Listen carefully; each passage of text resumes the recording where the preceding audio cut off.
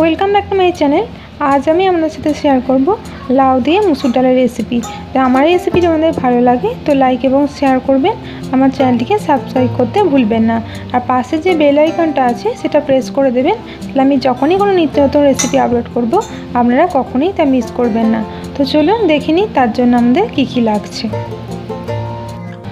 আমি এখানে একটা ছোটো সাইজের লাউকে ছোটো ছোটো করে কেটে নিয়েছি। আর ডাল নিয়েছি, ডালটা ভালোভাবে ধুয়ে নিয়েছি। পরিমাণ মতো নুন লাগছে, পরিমাণ মতো হলুদ, একটা শুকনো লঙ্কা নিয়েছি, 5 ফোড়ন লাগছে পরিমাণ মতো, ও পরিমাণ চিনি লাগবে। আমি এখানে একটা প্রেসার কুকারে তেল দিলাম পরিমাণ মতো, 5 ফোড়ন দিয়ে দিলাম, আর একটু 5 ফোড়ন দিয়ে দিলাম, শুকনো লঙ্কাটা আমি ভেঙে দিয়ে দিলাম। হালকা করে একটু ভেজে নেব। এটা ভাজা হয়ে গেছে, আমি এতে লাউগুলো দিয়ে দিলাম। লাউটা দিয়ে একটু ভালোভাবে একটু ভেজে নিতে হবে।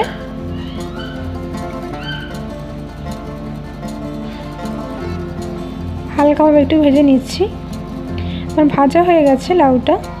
এখানে ধোয়া ডালটা দিয়ে দিচ্ছি। আমি এটা জলে ভালো করে ধুয়ে নিয়েছিলাম।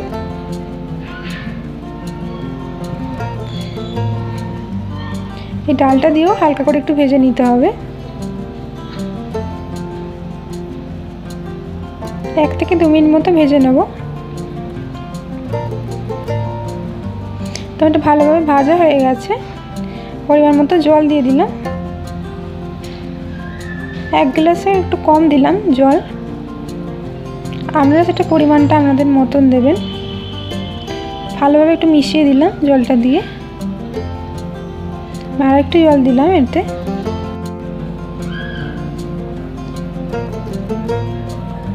এবার আমি এতে পরিমাণ মতো নুন দিয়ে দেবো,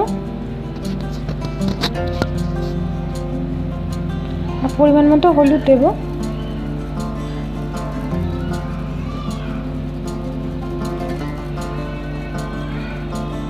অল্প পরিমাণ চিনি দিয়ে দিলাম।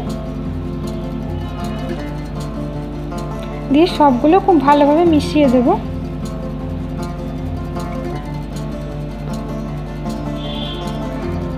তো মেশানো হয়ে গেছে, আমি ঢাকনাটা এঁটে দিলাম। আমি গ্যাসটা আবার বাড়িয়ে দিয়েছি। 3 থেকে 4টে সিটি আমি দেব, তারপর আমি গ্যাসটা বন্ধ করে দেব।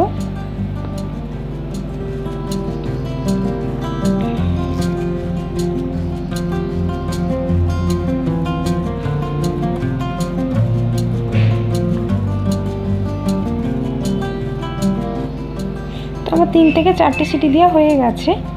আমি এখন এটা খুলবো না, আমি গ্যাসটা বন্ধ করে দিলাম। ঠান্ডা হওয়ার পর তারপরে খুলবো। তো এটা ঠান্ডা হয়ে গেছে, এবার আমি এটা খুলবো।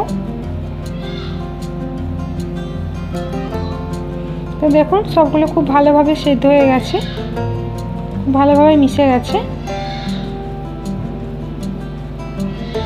4টে সিটিতেই খুব ভালোভাবে এটা মিশে গেছে সবের সাথে।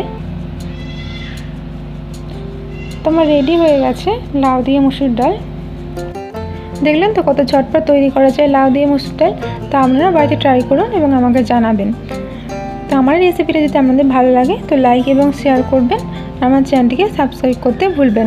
পাশে যে বেল আইকনটা আছে সেটা প্রেস করে দেবেন, তাহলে আমার কোনো রেসিপি আপনারা কখনোই মিস করবেন না। তো ধন্যবাদ।